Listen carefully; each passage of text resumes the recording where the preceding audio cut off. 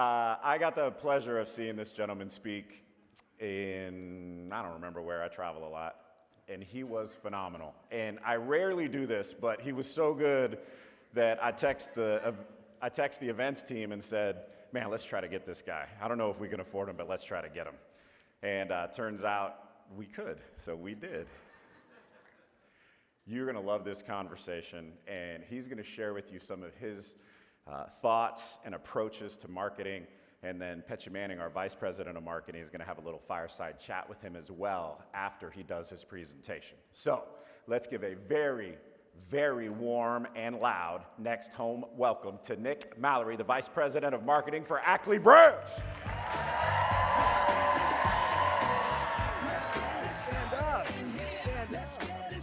Wow, wow.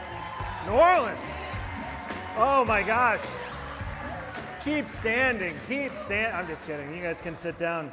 New Orleans, I'll tell you what, I have been to some beer events in my career, and this Mardi Gras thing that goes on down here was a whole other level. So I hope everyone's bright-eyed and bushy-tailed. Like they said, my name's Nick. I work for a company in Seattle, Washington, which is a state in the upper left-hand part of the country, if you're unfamiliar. Seattle. I work for a company called S.I.M.P.L.E Brands. We are a private equity firm that manages a portfolio of 14 wine and beer brands. I've spent the majority of my career in the alcoholic beverage industry, where we build brands in particular that try to stand out in this sea of sameness. And this is going to be a lot of what I'm going to talk about today. And I'm going to give you a framework that I use with my teams to build these brands. But first, a little bit about me. I grew up in God's country, good old Eugene, Oregon. Yes, I went to the Harvard of the West Coast, the University of Oregon, as it is known. A little bit of a tidbit, the rivalry of the University of Oregon is Oregon State University, whose colors are black and another color I can't remember that seems to be overtly prevalent here today. I don't own anything orange except for this ridiculous beard that I didn't know was orange until I grew it out, but my wife loves it, so here I am. At the aforementioned Harvard of the West Coast, I studied finance, or finance, evidently, depending upon where you live in the country. My dad grew up in Indiana, so finance it was, I guess, for him. After graduating from college, I moved down to wonderful Scottsdale, Arizona. This is a picture of July in Arizona. Good Lord. How do you get a kid from Oregon to move down to Arizona? You bring them down in February, and you're like, it's like this all the time. I'm like, oh my God, why doesn't everybody live here, right?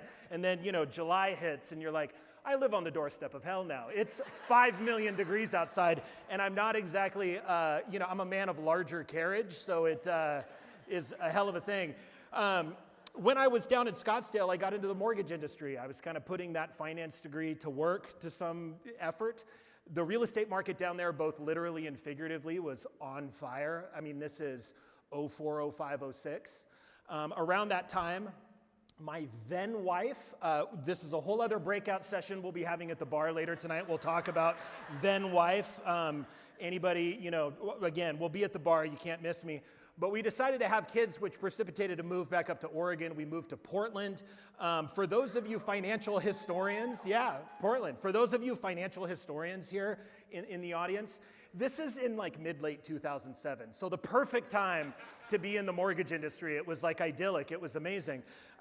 So the brutal truth of me being in the lending industry is I really sucked at it. I'm not a very good salesman. I didn't really like it very much. So I pivoted my entire career to marketing. I always had a passion for marketing, absolutely loved it. I'm a Eugene kid that went to the U of O. I love Nike, so marketing, I just always had such an affinity for it.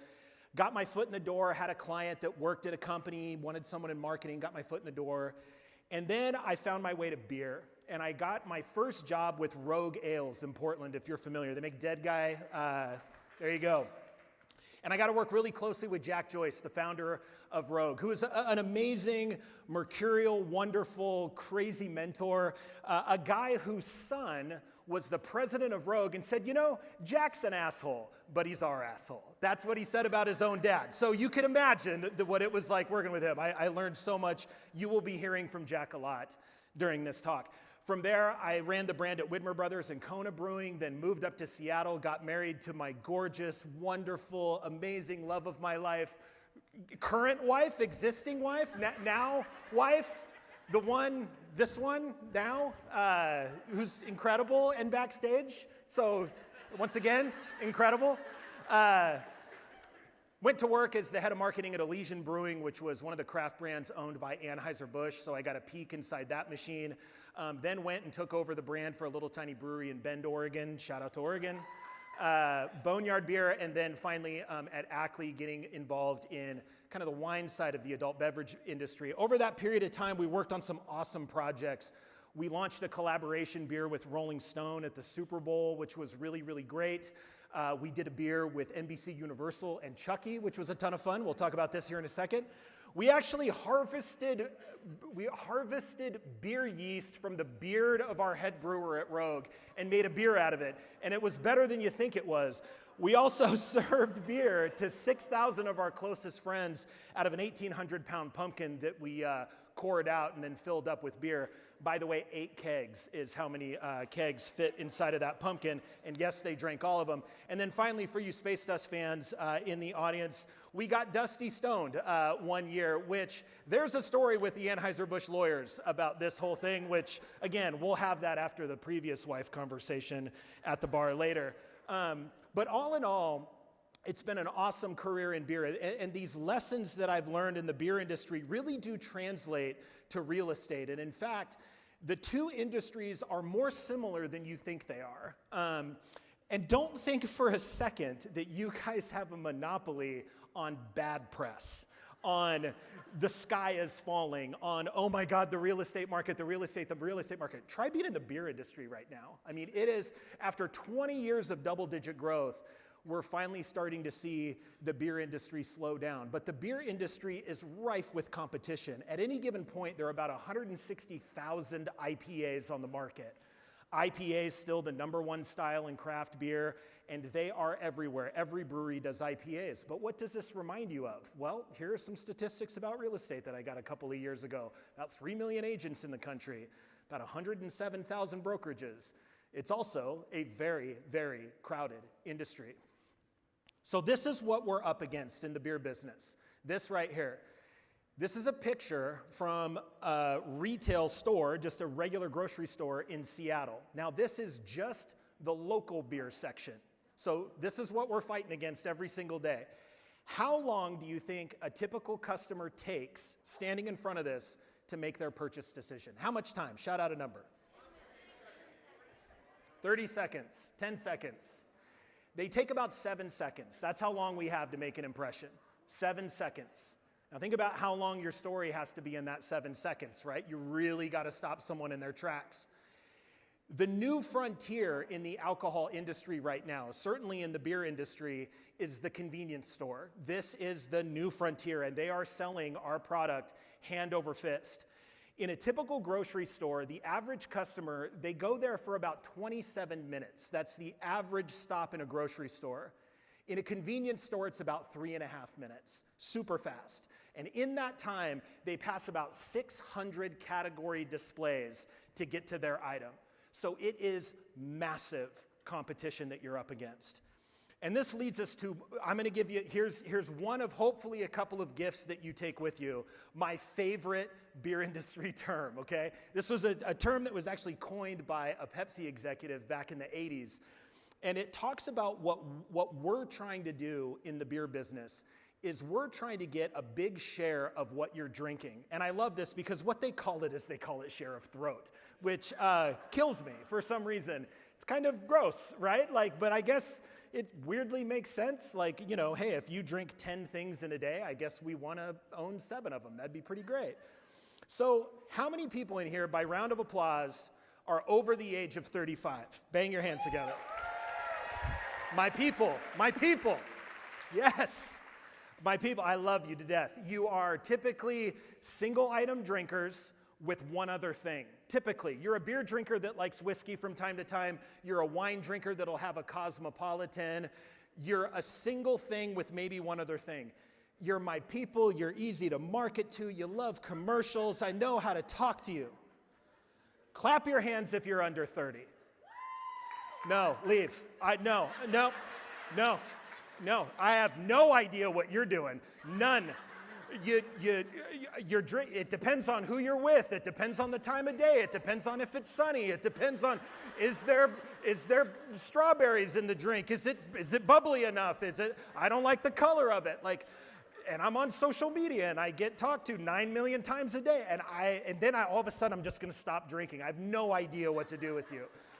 So not only is our industry super competitive, but our people are going 9 million different directions. It's like all of a sudden if people just wanted to live van life forever and they just kind of stopped buying houses en masse. It's super, super complicated.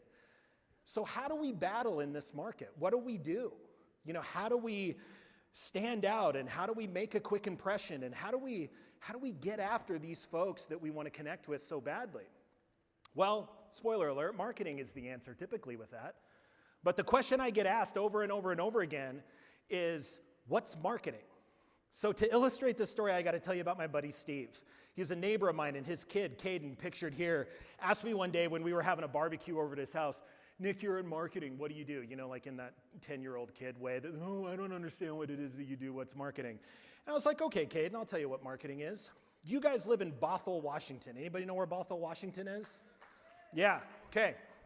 Bothell, Washington is like the Dockers pleated khakis of neighborhoods. It is like the suburbiest suburb you've ever suburbed in your suburbs, right? It's clean and wonderful and idyllic and big streets and nobody locks their doors and it's, evidently it's 1952 there and all that kind of stuff. So Steve just happens to own this Jeep. And not only does he own a Jeep, but this thing's got 36-inch tires on it, right? And it's got, a locking differential. I know what that is. There's even a winch on the thing. It's in the front of his Jeep. You can pull a building over with this winch. But this guy lives in Bothell, Washington. And this is what Steve thinks he's doing. This is what Steve's commute looks like every morning to his office, or at least he thinks he drives over Mount Rainier to get to his office. But the reality is this is what Steve's life is like, right?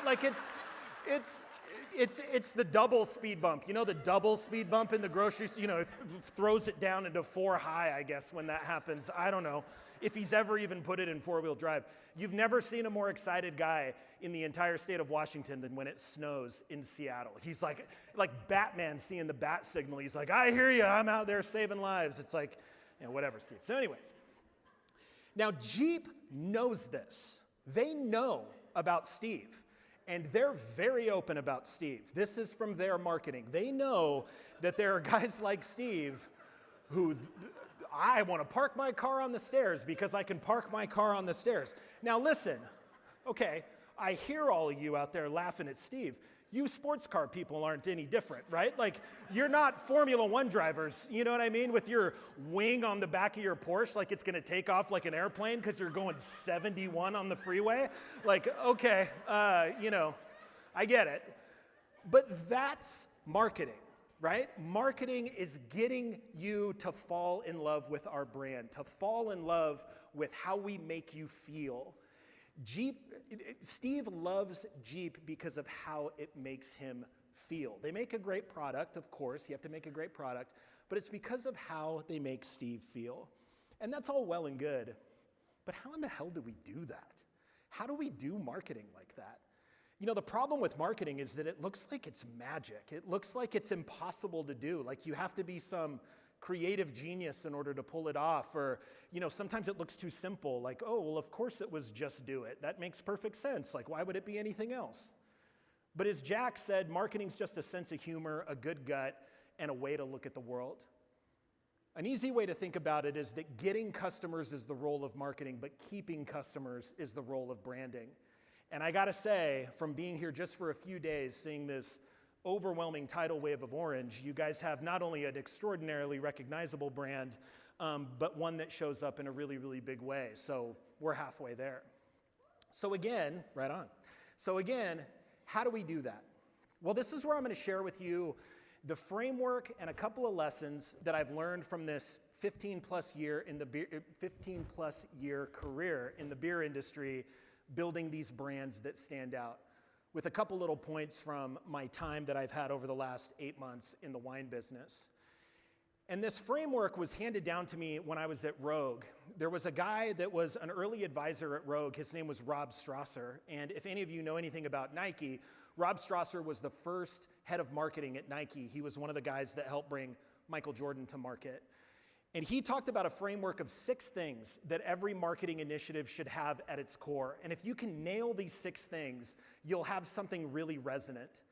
And what I did is I gave it this acronym of SIMPLE, and that stands for simple, interesting, meaningful, unpredictable, logical, and exclusive. If your marketing initiatives can kind of embody these 6 things, you're onto something really special. And if you think about it, if you think about a great Super Bowl commercial that you saw that really resonated, it probably hit most of these. It was easy to understand. It meant something to you. It was simple. You got it right away, right? So today, I'm going to talk to you about the first 3, simple, interesting, and meaningful. The first one, simple. We've been after simplicity for a long time. Da Vinci said simplicity is the ultimate sophistication. We have been trying to build elevator speeches, from the time that the Mona Lisa was painted. And I wouldn't be doing my job as a marketer if I didn't bring up, our Lord and Savior Steve Jobs and Apple, for crying out loud. Like, everybody talks about Apple, but it's a great point. Nobody does simple like Apple. For those of you under 30 that clapped, by the way, this is like a phone, but without the phone, right? So like, if your phone just played music and that screen, you can't touch it, those are buttons. You guys know what buttons are? I'm sorry, we'll talk about that later.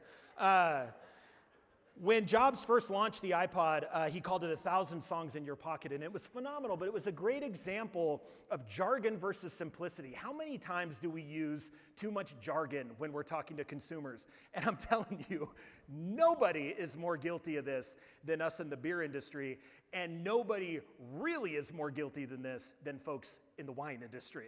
Like the floral notes and the malt build and the IBUs and the alcohol percentage and oh my gosh, and the floral and the seasons that the wines grew, and you're going, how does it taste? And I hate to tell you, but the functional benefit is the end. At the end of the day, I don't care which brewery you drink 15 beers from, you're gonna feel the same, right?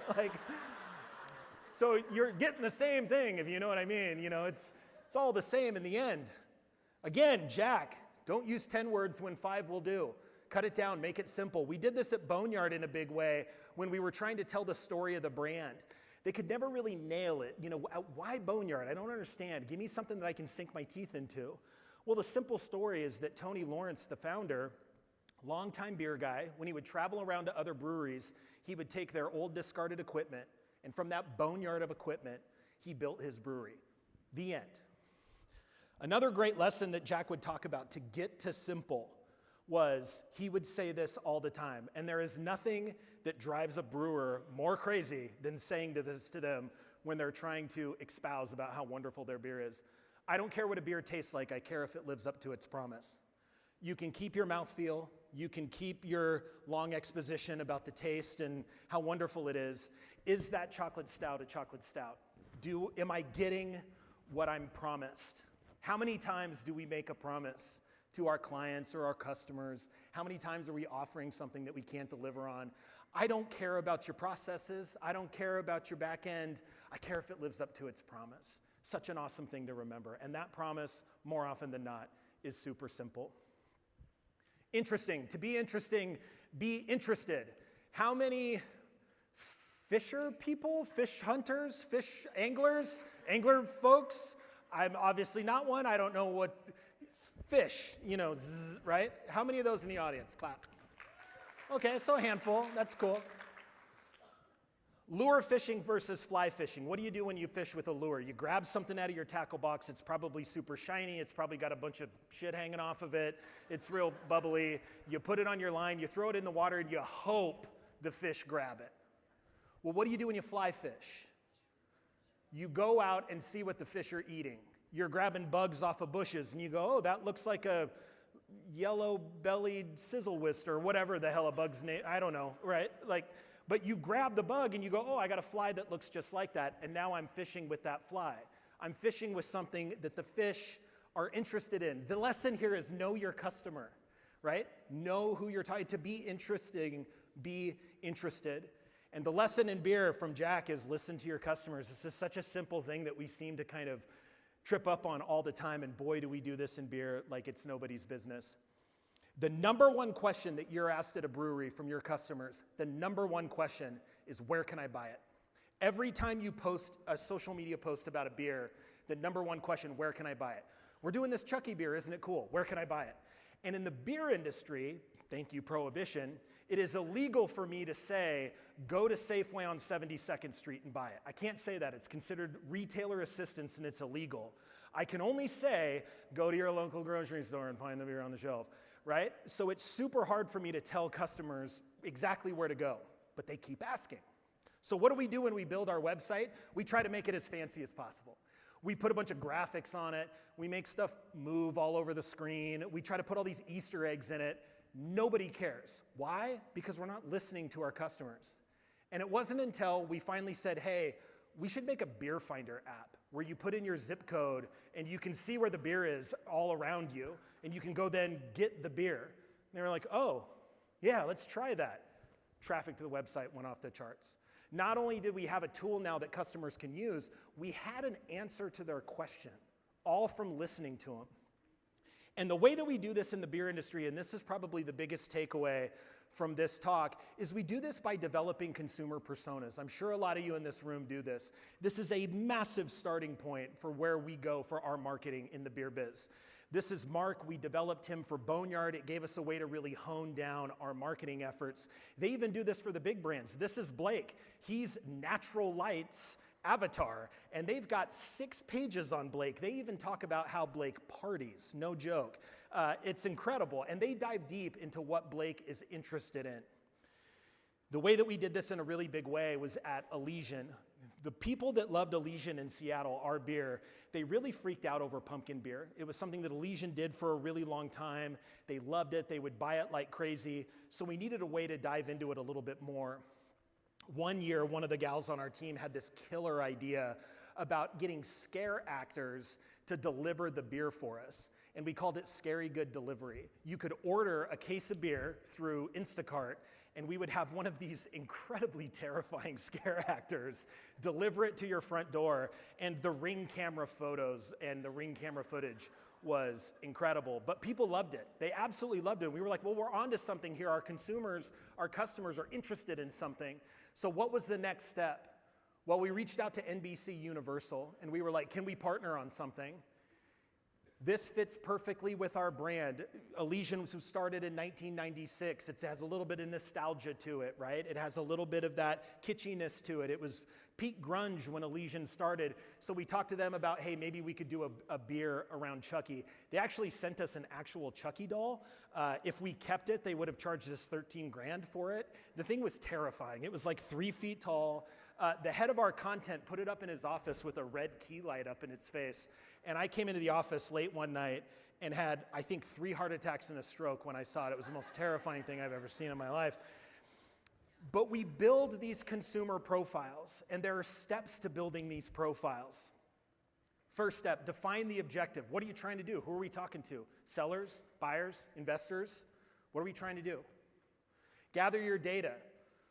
Past transactions, current people that you're working with, market data. What are these people doing? Identify their demographics. Who are they? Age ranges, economic ranges. This is kind of the 101 stuff of gathering who people are. This is a big one. Step 4 is map the journey. We do this in a really big way in the beer industry. What are you doing on your way to the grocery store? Then what does your path look like in the grocery store? How can we stop you in your tracks? Then how can we connect with you, what we call post-purchase? So after you're done, is there a way that we can talk to you after that transaction? What's your shopper journey look like? And then step 5, continue to get detailed. But this doesn't tell the whole story because something big is really, really missing. And that's where we get to meaningful. Meaningful is really about knowing your customer or your client on a deeper level. And one of the things about marketing that's really fascinating to me is, on one level, marketing is you're selling the sizzle, not the steak. It's pretty pictures, it's commercials, it's taglines, it's collaborations with people, it's flash and dash, it's really fun and really cool, and rock star marketing stuff, right? Great.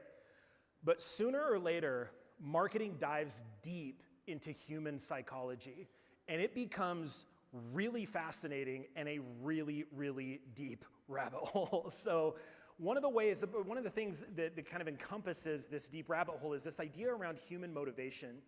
And without getting too deep in this human psychology aspect, there really are like 4 big buckets of human motivation for a consumer. Consumers are looking for something from these 4 big buckets: stability and control, independence and fulfillment, belonging and enjoyment, risk and mastery. Think about those 4 buckets around buying a home.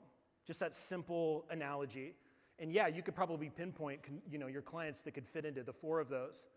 So the big piece that's missing from our customer profile is this idea of psychographics. What are they scared of?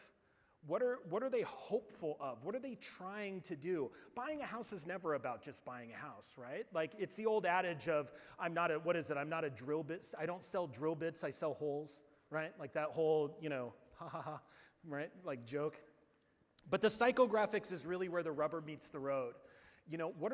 When these people buy a beer, what are they trying to say? Are they trying to say that I know what I'm buying? Or are they trying to say that I have refined tastes? Or are they trying to say that I know what I'm doing? Or do they want to seem like the cool kid when they show up to a party? Or do they want to bring something special to the barbecue? That psychographics is so important. And the way that we dive into this is, again, another lesson from Jack. And this one is a big one, and it's a hard one. And it's called the Makita. Now, Jack used to say that the Makita was an Inuit word meaning the truth that is never spoken, or the unspeakable truth. I have scoured the internet trying to find out if this is true. I have never found that this is true. So I'm giving Jack like the benefit of the doubt. Maybe he made it up. I'm going to say, okay, Jack, I'll believe it. But the idea of Makita is start with the hard truth. And I'll give you one here for the real estate industry that's a super hard look at the mirror. You don't need a realtor to buy a house.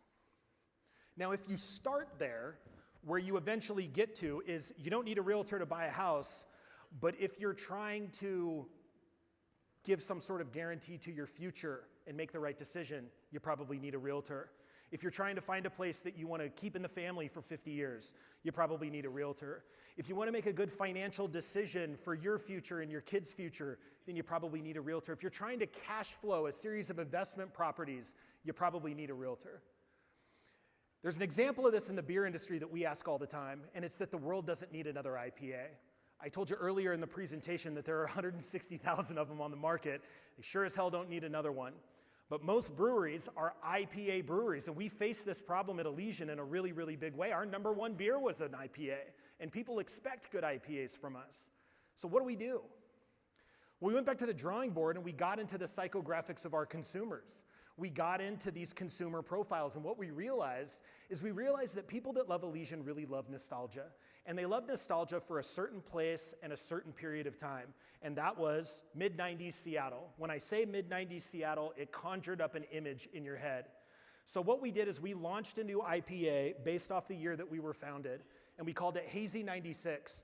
And if you ever want to feel like you're 500 years old, show that to a 21er, and you'll be like, I don't know what that is. What's the thing on the box? And you're like, okay, it's a VHS tape. It's like DVDs. And then there's a whole, well, what's a DVD? And you're like, oh my God, I hate myself. And then you're like, well, it's like, okay, so Netflix, but it wasn't on your phone. So it's a whole conversation. But we really leaned into that nostalgia with Hazy 96, and people loved this packaging and really, really grabbed it off the shelf. It still continues to do really, really well up in the Seattle area. Again, what's meaningful to our customers. The best example of nailing meaningful in the last handful of years has to be the Stanley Cup. The 112-year overnight success, and I've seen a lot of you walking around with them today. I was incognito. I was the guy with his hood up in the corner of the Starbucks keeping notes on how many people walked into him. The story of the Stanley Cup is massively fascinating. It goes way back. William Stanley was the founder of the Stanley vacuum sealant company back in 1915. He was a physicist. In fact, one of the reasons why you can plug your iPhone into the wall is because of this guy. He created electric transformers really one of the pioneers of how you can have electricity in your home. And you know, electricity, like transformers back in the day, they used to use vacuum tubes all the time. So then he took that vacuum sealant technology and he was like, hey, I could make a cup where my coffee doesn't get cold while I'm at work. Another fun fact, his son, Harold Stanley, actually hooked up with J.P. Morgan's grandson and they started Morgan Stanley together. That's where that company comes from. So a super interesting history, but this is what we all know of Stanley, right? Everybody, again, my people, my over 35s in the room, I know you know what this is. I mean, everybody had one of these, right? Everybody had one of these back in the day. The green thermos, you know, that's what they were known for. But in 2019, they came out with a new cup. And they came out with a new cup that was a little bit different than what was on the market. It had a handle, it had a straw, and it wasn't really doing very well. So what they did is they sent actually a bunch out to a bunch of influencers. And there was a woman that ran a thing in Utah called the Buy Guide. And she really liked them. And it was just a shopping site. It was like a shopping blog. Hey, here's some cool stuff that I found out in the market that you'd really like. And she, on her own, bought, I think, 3,000 of them. And was really nervous, put them up on the Buy Guide, and they went like wildfire. And they went to a consumer demographic that Stanley had never really thought about. They went to young and mid-era moms of kids, multiple kids. They loved them. They couldn't buy enough of them. And Stanley at the time had a new CEO, and he came on and he said, we need to connect with this demographic. We need to connect with what's meaningful to this demographic. Think if you're a young mom, what do you not have a lot of? Hands. Open hands and time, but you don't have a lot of open hands. You only got 2 of them, so you're carrying a kid in a bag. I saw people in Starbucks doing this today. You've got a bag, and you've got a pamphlet, and then you've got another thing and another thing, but you can grab the handle. And you don't have to have big gorilla hands like I've got to hold one of those Yeti coolers or screw off the top, which takes 2 hands. You've got a handle and you've got a straw, and it fits your lifestyle. And so what do these young moms say? They don't say that cup is really cool. They say Stanley understands me. Stanley understands my life. That is connecting with meaning on a whole other level. And what Stanley did is they started doing collaborations with these that were particularly geared towards young mothers. They started making these exclusive, and they went off the charts. You can get these on third-party sites now for $200, $300, $400, $500. They went absolutely stratospheric. And Stanley now, in their brand guide, this is their brand guide, they now have a consumer profile of that person. Who is that person? What do they care about? How else can we connect with them? In 3 years, the Stanley Cup, the quencher, has sold more than the green thermos in all those years combined. It was a massive success. Now here's the spoiler alert. You're not gonna pull a Stanley. That's a 1 out of a million thing. And every time there's a conference, you've got some idiot like me that stands on a stage and is like, well, what you should do is just what Apple did with their 900 people on their marketing team and their $3.5 billion marketing budget. Like, wouldn't that be great? But again, Jack used to always say, it's about the thinking. It's about the thinking. I can hear him now sitting at his desk, and he would point to his temples and stare at you and say, it's about the thinking. What's the lesson behind this? You're not going to replicate that, but what can you learn from that? And what you can learn from that is something that's called the paradox of scale. A great guy named Derek Thompson wrote this in his book, The Hitmakers. He talks about the paradox of scale. Oftentimes, the biggest hits are designed for the smallest audience. In early 1970s, after American Graffiti was released, George Lucas was interviewed by a movie magazine. And they were asking him, what are you coming up with next? And he said, well, I'm working on like this Western opera in space. And the guy looks at him like crazy and he goes, well, what are you talking about? He goes, don't worry, 10-year-old boys will love it. And the guy looked at him crazily, and that movie, of course, turned out to be Star Wars. Star Wars was originally written for 5th graders, but it became this worldwide hit. It's okay to thin slice your audience.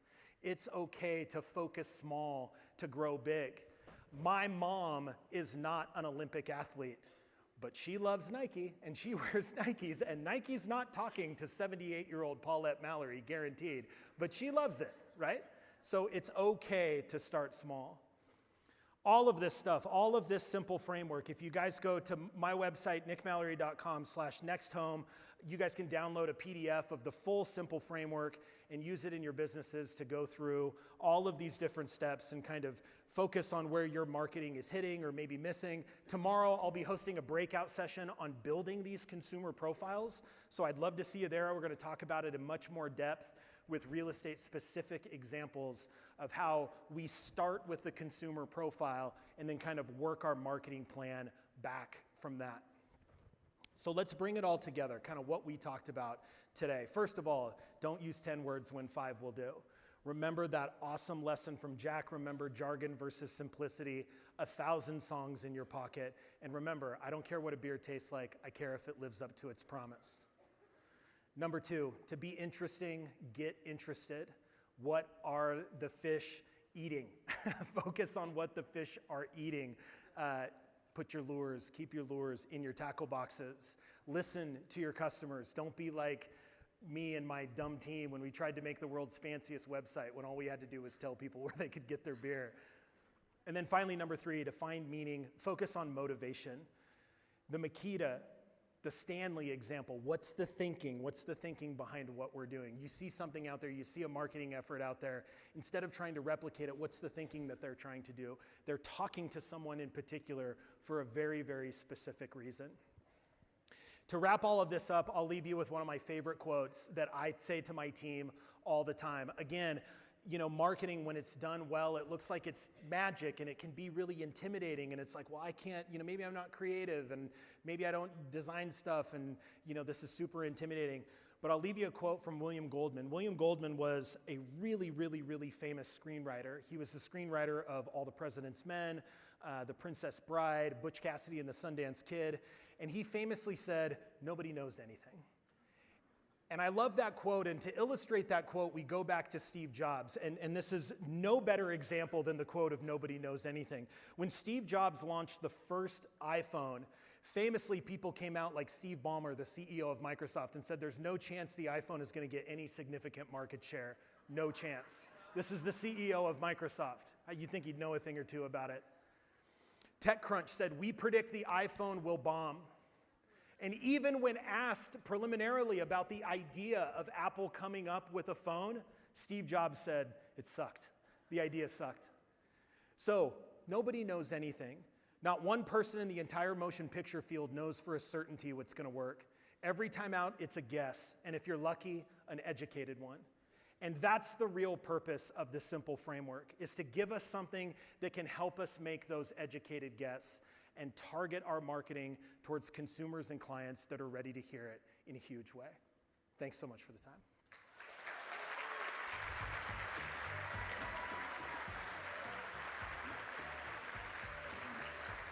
Ladies and gentlemen, welcome to the stage, Miss Pecha Manning.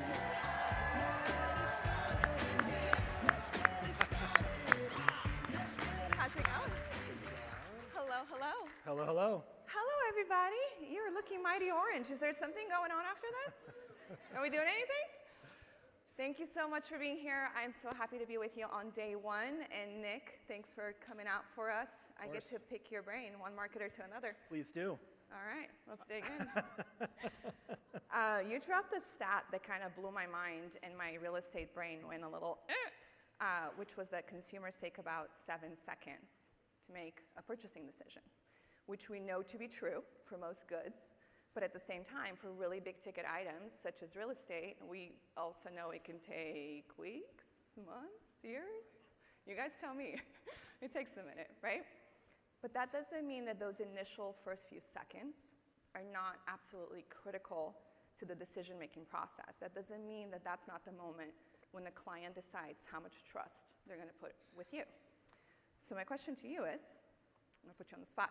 If you're a real estate agent, what can you do in those initial moments to capture some attention and start building the trust right off the bat? Yeah, it's a great question, and I want to say something like I'm not smart enough to be a real estate agent, which is probably true, because I think if I had someone that was taking that long to make a transaction, I would probably just be like, you got 7 seconds, you know, yes or no. That sounds what Keith would say. Yeah, TikTok, come on, yes or no, you're in or you're out. You know, to answer that question, I'll talk about a wine brand that I'm working on right now. I can't overstate enough how important it is, at least in my industry, and I think that it's something that will sort of transpose over to what y'all are doing, is building these consumer profiles and what are these folks doing and what do they care about and how do they like to be communicated to and what are they into? There's a winery that we own at Ackley called Betts Family Winery, and it's a really high-end, like bespoke brand, you know, $150, $200 a bottle kind of thing. You can only get it direct to consumer through their wine club. And we've been really reworking how we do marketing with this brand. And what we noticed is the clientele that buys this wine, they love email, and they are particularly getting it most of the time on their desktop, which should tell you a lot about their age, it should tell you a lot about their income, it should tell you a lot about their attention span. And the numbers for emails that are targeted particularly for the desktop are off the charts. Sales are higher than they've been in the past, click-throughs are higher than they've been in the past, follow-up and attention is higher than they've been in the past. And it's not the mechanism that we focused on, it's the person that we focused on. And trying to dive into who that person is. We found out that there were 3 consumer types.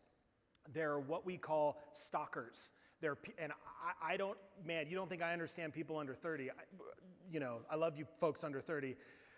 These folks drive me, I can't imagine this. They buy wine to keep it for 25 years. They buy wine to never drink it and put it in the cellar for 25 years. Then the middle one is you've got your score hunters. They're looking for anything with like a high rating on it. And then the third one is just straight up aspirational. I want to buy the coolest stuff and have the coolest stuff on my wine rack. So again, diving deep into who that client is and what do they care about and how can we connect with them. You know, I'll tell you what, we're not doing TikToks for the Betts Family Winery people, right? Not for that crew? Yeah, No? not a lot of TikTok going on with those folks. You know, barely any social media. So, which, you know, honestly is kind of your first gut is you would be like, what social media channel do I talk to them on? Yeah, 0. That's the social media channel. So Know who you're talking to, yes, but also how you talk to them, which is where the simple framework that you mentioned really comes in handy. Because when you're crafting all of that marketing messaging, obviously you want to picture the person, yes, but it's also what are you saying? And again, I was kind of in the back jotting this down, but for us in real estate, too often we throw out a lot of jargon that can confuse some folks, right? And we don't do the, 1,000 songs in your pocket. We go with the specs sometimes and over-deliver. So I was thinking something as simple as, are you a first-time home buyer? Let's take you from feeling overwhelmed to overjoyed. Something as simple as that, immediately off the bat, they know that you're talking to them. They know that you understand what they're going through and the stress of what this takes to go through the home purchase experience. And in the same sentence, you're offering a solution. You're telling them, hey, if you work with me, I'm gonna take that stress away. I'm gonna add a little bit of joy into this process for you so that you're not, miserable and sad. Plus we have a cute mascot. But all this to say is how you talk to your audience matters, and some of those simple tweaks are very effective in reaching the right people and on the right devices and so on and so forth. And again, it sounds easy enough to execute maybe, but I think if you're working as part of a team especially, like to actually apply this with all of your messaging across all possible channels is a challenge. So you're part of a team, not just on your own. So how do you make sure everybody's following some of these best practices for the S.I.M.P.L.E. framework? yeah, I mean, the truth of it is, look, we work in marketing. It's the toy department, right? It really is. That's what I say to the team all the time. And I work in the toy department in the beer industry, in the wine industry, which is already this ridiculous, fun kind of environment. So marketing sometimes can be kind of a sexy endeavor. Hey, we did a beer with Chucky and NBC. Isn't that cool? The reality is there's a lot of diligent, hard,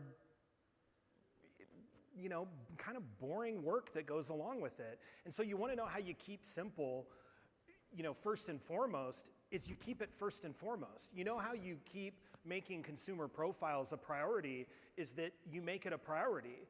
We have some younger folks on our team and they're coming to us with marketing plans, the first question out of our mouth every time is, who is this for? Who are you talking to? Yep. Who are we aiming this at? You know, forget about the tactics, forget about the strategy. Who are we talking to? The simple framework. Okay, tell me the proposition. Is that simple? You know, how is that interesting? You know, how is that exclusive? How is that logical? You know, does this make sense? Does this not make sense? It really is just kind of making it a priority of keeping it front of mind. I used to write down all of my notes. I was like maniacal about it. You guys know what bullet journaling is? Have you ever heard of that? Yeah, I was like serial killer level, you know, like in the movies when they pull out the books and they're like, this guy's got the best handwriting in the world, right? Like I would write down everything, and in the front of every one of my books, I would write down simple, interesting, meaningful, unpredictable, logical, and exclusive. And I would just repeat it to myself all the time and in every meeting. And that's kind of what it takes to just make sure that these priorities are being hammered home. I like that. I'm a Post-it girl myself, Oh, so right. As long as you have a process, doesn't really matter As what long it as is. you have a process, You right. just need something reminding you of those things. Right. When you were talking about the buyer personas, I find it fascinating how some brands will just go, you said 6 pages deep, was it? Yeah, the one for Natural Light was 6 or 7 pages deep. I mean, it that's gets intense. wild. Yeah, that's a bit Wild. intense. And I know Nick has a breakout tomorrow where he's going to dig into the simple frameworks some more, et cetera, but my mind kind of went to equal housing opportunity when we were talking about that. And I just want to stress, when building those buyer personas, right, we're looking at the motivations, we're looking at the interests, the lifestyle. What is driving a person to buy or sell real estate? We're not looking at personal characteristics and doing anything down that rabbit hole.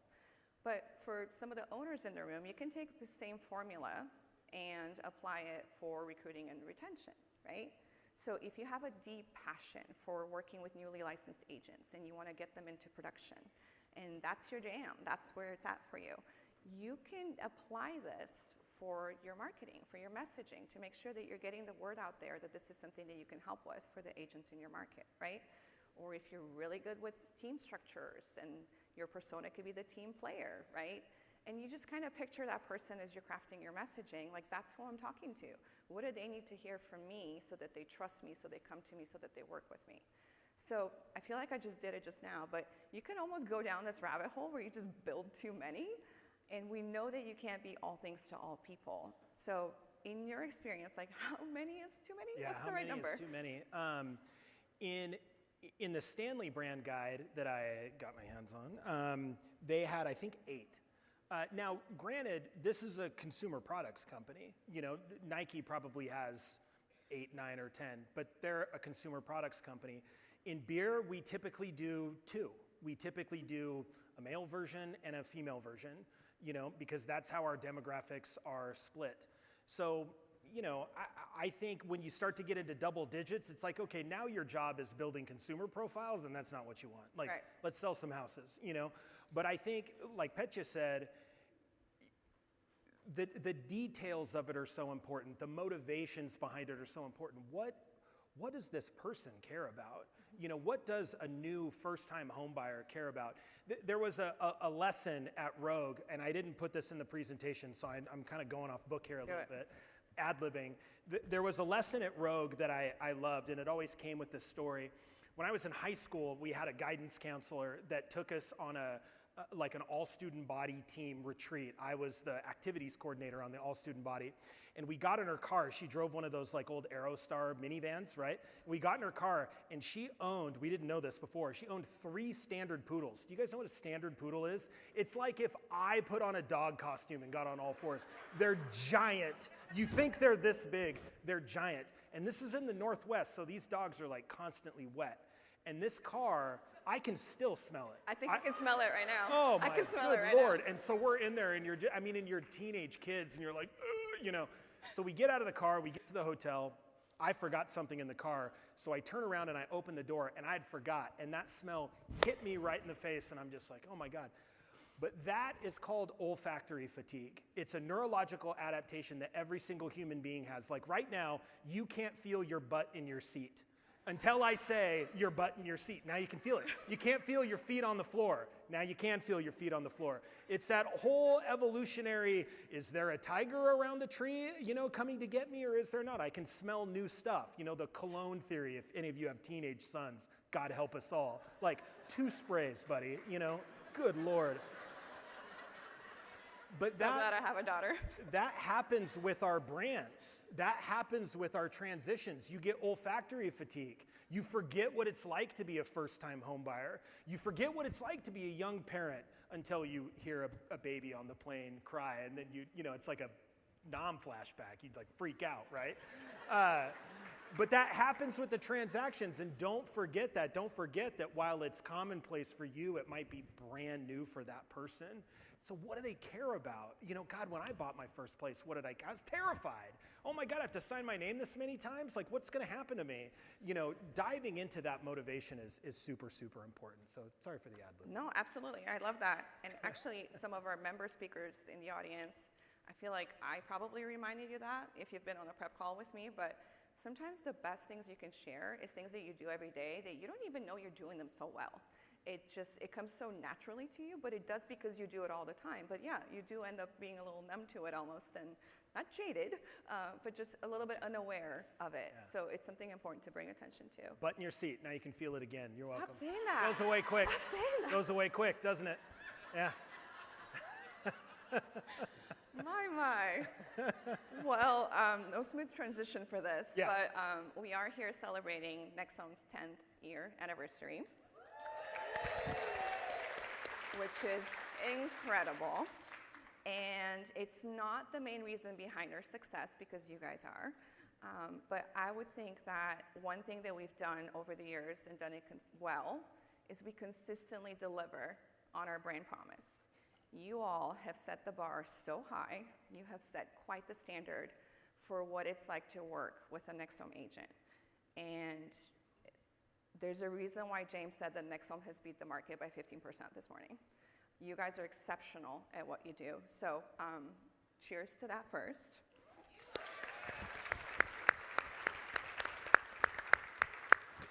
Now with that, we have been very protective of our brand promise over the years as well. And if one of you emails marketing tomorrow saying, hey, I was at conference and I heard Nick's presentation, so I'm really thinking I should put Chucky on my agent riders. I got a contact for you. Hit me up at the happy hang on. hour. Oh, no? Okay. I didn't say that's gonna get the green light.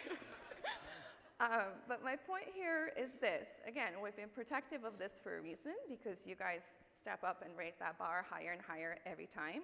But there's a balance here, right, about creative freedom and a brand standard. And I was curious what your thoughts are on that. Yeah, I mean, this is every brand I've ever worked for has hard-coded brand standards.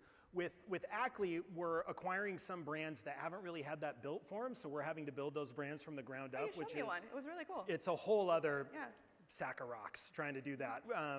But with a lot of the brands, Elysian, for example, they make space dust, right? Real defined brand guidelines, and you really had to learn how to play kind of within those barriers. I always use this analogy with people on the team whenever they'd get frustrated by that. Imagine I were telling you that your job was to go buy a car. And I don't even really care what kind of car it is, but your job is to buy a car and you have an unlimited budget. Okay, go buy a car. Oh my God, it's like analysis paralysis. What do I buy? Do I buy a Ferrari? Do I buy a Lamborghini? Do I buy a Rolls Royce? I don't know. Who am I buying it for? Am I buying it for a mom with 9 kids? Am I buying it for a 20-year-old guy right out of college? Like, I don't know.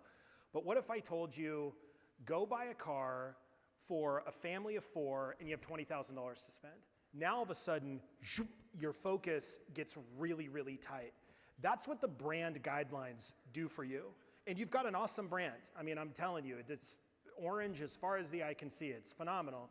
But what that does is it really sharpens your gaze. At Elysian, our brand guidelines were telling us that Chucky was right, but partnering with the old Addams Family show from the 60s probably wasn't right. Or Chucky was right, but partnering with, oh, this is great. We got contacted by Universal to do a partnership for the new Exorcist movie. Oh, and we were like, not our brand. It's Halloween, it's scary, but it's too horror. Chucky is kitschy and campy, and it's kind of the right amount of what we're trying to hit. The brand guidelines told us that. What the brand is told us that. So trying to find that creative freedom in there is just part of doing marketing and doing marketing well. You know, where are those guardrails? And we would do it constantly in the beer business. I will say it does help kind of knowing your coloring box. Like, here's some of the fonts I can play with, some of the colors I can play with. And it does kind of almost force you to stretch your imagination a little bit. Totally. Back to your car example, though. Are you buying that in 7 seconds or longer? I only choose, everything is, I was going to say everything is 7 seconds for me, but that. Okay, from now on? You won't. Is there, His wife is HR backstage. department here? I hope not. Well, Unless that's not where you were going with that. yeah, it's not where I was going with that. Okay. But, you know. We're going to keep it rolling. We're going to keep it rolling. Quick on the draw. It's like I just keep digging now when I'm, you know, I go fast. I can't find the word. Thank you. I think And that's now my in my cue. head, I'm like 1,000, 2 Yeah. 1,000. I'm like, man, it's not very long, is it? Shit. Sorry. You know what? I'm going to stop there. I have Yeah. some more questions for you. We're going to take those offline. Thanks, everybody. No. And go that way. But thank you all so much. I cannot stand any longer between you and the cocktail reception. So thank you so much. Thank you, Nick, for letting me pick your brain today. We'll be there. Come say hi.